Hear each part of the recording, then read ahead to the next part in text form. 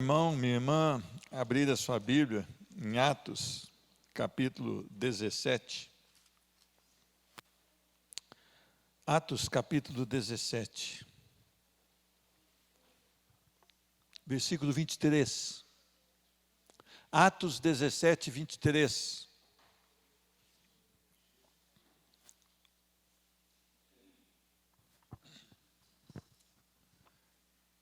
Atos 17, 23. Porque passando e observando os objetos de vosso culto, encontrei também o altar no qual está escrito: ao Deus desconhecido. Pois este que adorais sem conhecer é precisamente aquele que eu vos anuncio. O Deus que fez o mundo e tudo que nele existe, sendo o Senhor dos céus e da terra, não habita em santuários feitos por mãos humanas, nem é servido por mãos humanas, como se de alguma coisa precisasse, pois ele mesmo é quem a todos dá vida, respiração e tudo mais. De uma só fez toda a raça humana para habitar sobre a terra, sobre a face da terra, havendo fixado os tempos previamente estabelecidos e os limites da sua habitação, para buscarem a Deus, se porventura, tateando, pudessem achar, bem que não está longe de cada um de vós, pois nele vivemos e nos movemos e existimos, como alguns dos vossos poetas têm dito, porque dele também somos geração. Sendo, pois, geração de Deus, não devemos pensar que a divindade é semelhante ao ouro, à prata ou à pedra, trabalhados pela arte e imaginação do homem. Ora, não levou Deus em conta os tempos da ignorância.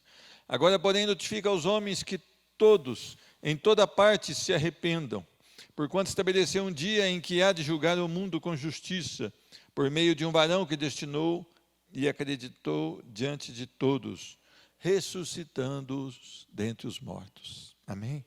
Senhor Deus, muito obrigado, porque nós temos a palavra viva, Senhor Deus. Nós temos a Cristo Jesus. Senhor Deus, nos instrui hoje, durante todo o tempo dessa escola bíblica, Senhor Deus, que ela seja proveitosa nas nossas vidas, que os nossos corações sejam lapidados pelo poder da Tua palavra e que nós possamos sair daqui com desejo de servir a esse Deus. No nome de Jesus Cristo, visita os enfermos no seu leito de enfermidade, aqueles que estão trabalhando, que não podem estar aqui, Senhor Deus, visita aqueles que por algum motivo não estão dentro desse templo agora, Senhor Deus, mas em nome de Jesus, que essa manhã de domingo seja muito especial nas nossas vidas, nós oramos no nome de Jesus, amém.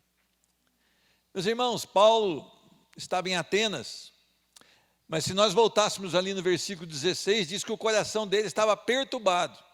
Olha o que diz aqui: enquanto Paulo os esperava em Atenas, o seu espírito se revoltava em face da idolatria dominante na cidade. Meus irmãos, interessante que todo centro religioso normalmente é um centro idólatra.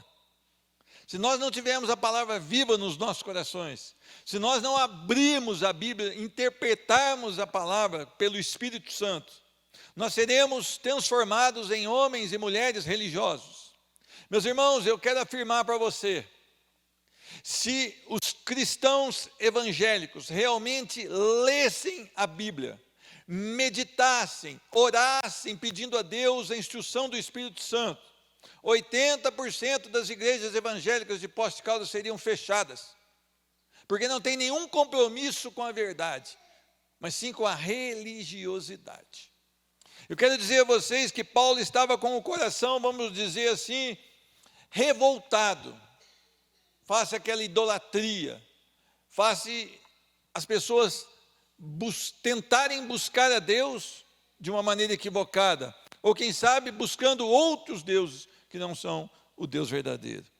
E quando ele vê ali as pessoas cultuando, ele nota que tem uma placa ali no centro de culto, onde havia culto a vários deuses, ao Deus desconhecido.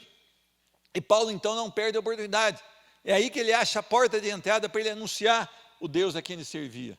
E ele diz assim: porque passando e observando os objetos do vosso culto, encontrei também um altar no qual está inscrito: ao Deus desconhecido. Pois estes que adorais sem conhecer, eu conheço pela misericórdia e graça.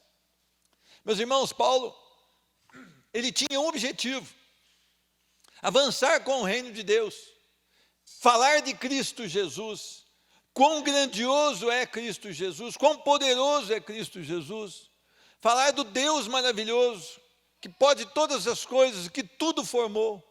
Paulo ele não tinha tempo de ser religioso, ele não tinha tempo de discussões vãs, mas ele aproveitava todo o seu esforço, todo o seu intelecto, todo o seu coração estava com um desejo de adorar esse Deus e de levar o nome dele adiante, pois estes que adorais sem conhecer é precisamente aquele que eu vos anuncio. E ele começa a dizer quem é esse Deus. É interessante que ele não diz, olha, o meu Deus é melhor que os seus. Ele não diz dessa maneira, mas ele vai dizer isso de outra maneira. Versículo 24: o Deus que fez o mundo e tudo que nele existe, sendo ele Senhor dos céus e da terra. Olha que maravilha. Quer dizer, encaixotou tudo aqueles deuses lá, põe dentro de um saco de preto, daqueles que a gente põe por reciclado, e põe na lixeira. Por quê? Porque ele mostrou que o nosso Deus é o Deus que criou todas as coisas, é o Deus poderoso, é o Deus que pela sua palavra tudo se fez, é o Deus que nos amou ao ponto de enviar o seu Filho, Jesus Cristo, para morrer a nossa morte. Meus irmãos, as pessoas hoje estão celebrando coisas que não conhecem. Elas estão celebrando a ressurreição de Cristo, mas não sabem para que serve isso. Elas não sabem que Jesus Cristo venceu a morte, que nós teremos ressurreição em Cristo Jesus, porque Ele é o penhor da nossa ressurreição. O apóstolo Paulo, lá em 1 Coríntios capítulo 15, versículo 19, ele diz, se a nossa esperança em Cristo fosse apenas para essa vida, seríamos os mais infelizes de todos os homens. Paulo estava esperando o porvir, a mansão celestial com Cristo Jesus, uma vida totalmente entregue a Cristo Jesus. Meus irmãos, como você tem falado do seu Deus?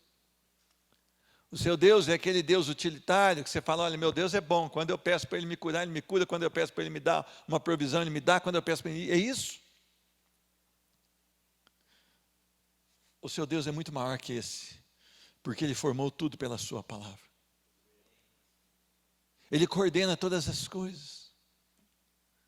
Um pardal que não tem valor não cai sem que Ele autorize e esteja ciente disso tudo. Diz a palavra em Mateus que os cabelos da nossa cabeça estão todos contados por Ele. Coisas que não têm valor, vamos dizer assim, não é verdade? Ele coordena tudo. Ele não habita em santuários feitos por mãos humanas. As pessoas hoje elas têm essa crendice que tem que cultuar em tal lugar. E se você for hoje em alguns lugares, estão cheios de gente. Gente que não entendem que nós somos o templo do Espírito Santo, que nós somos a igreja do Senhor, nós quem todos? Não, os salvos, lavados no sangue do Cordeiro, e quando nós nos reunimos, seja aqui, seja debaixo de uma árvore, seja na sala das nossas casas, nós somos a igreja do Deus vivo e poderoso, porque o nosso Deus ali se faz presente.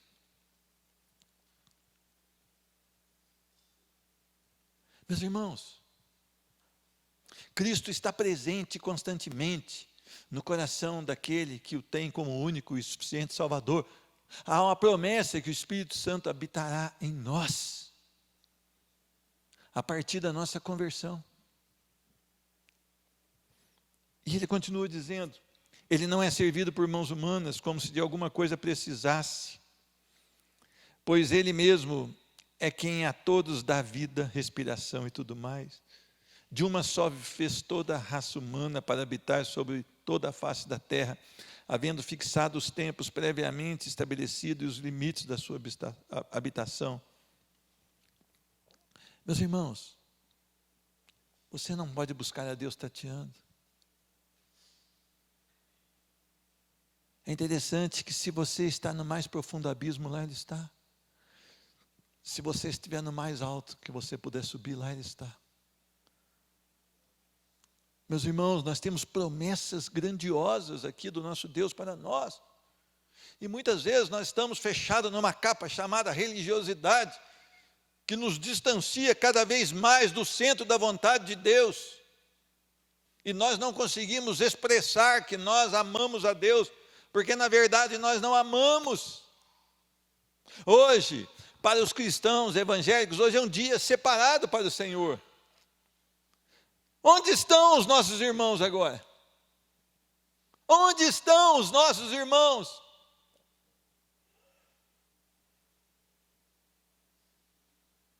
Que privilégio nós temos. Eu fico alegre quando eu vejo os irmãos aqui. Hoje nós sentimos o desejo de cantar um louvor antes. Que glorioso foi. Porque nós pudemos adorar um pouquinho mais unidos aqui, né? No mesmo espaço, adorar o nosso Deus, que é comum a nós. Mas ele é interessante. Olha o que diz no versículo 28. Pois nele vivemos e nos movemos e existimos. Alguns poetas tinham dito isso, mas isso é uma verdade para nós cristãos. Então Paulo pega essa frase do poeta e mostra que verdade é. Meus irmãos, nele vivemos. Se nós somos realmente servos de Jesus Cristo, nós vivemos nele. Já não sou eu quem vive.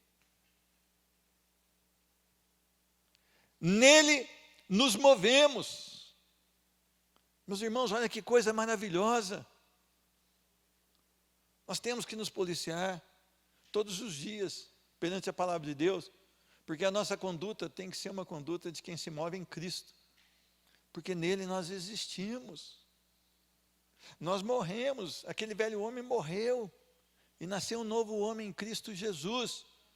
Se nós fomos realmente crucificados com Cristo Jesus, nós ressurgimos com Cristo Jesus em novo homem, nova mulher, apaixonados por uma vida no altar do Senhor. Meus irmãos, finalzinho diz assim, versículo 31, porquanto estabeleceu um dia em que há de julgar o mundo com justiça. Por isso ele diz no final do versículo 30, arrependam-se. Arrependam-se. Os púlpitos hoje não pregam mais o arrependam-se, porque eles têm medo de perder dízimo, de perder famílias, de perder. Meu irmão, você não está perdendo, já está perdido. Você precisa anunciar a verdade. E a verdade é essa: arrependam-se, porque Deus há de julgar o mundo com justiça por meio de um varão chamado Cristo Jesus, o qual o mesmo Deus o ressuscitou dentre os mortos. O que você deu para o seu filho hoje? Um ovo de Páscoa? Ou você falou sobre o Cordeiro Santo?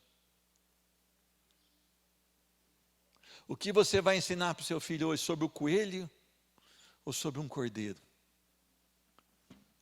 Eu queria que você prestasse muita atenção nisso, porque nós precisamos de uma igreja bíblica, e para isso os pais têm que se aprofundar na palavra de Deus. Que Deus abençoe cada um de nós, que nós possamos ser tocados pelo poder do Espírito Santo, no nome de Jesus Cristo. Amém?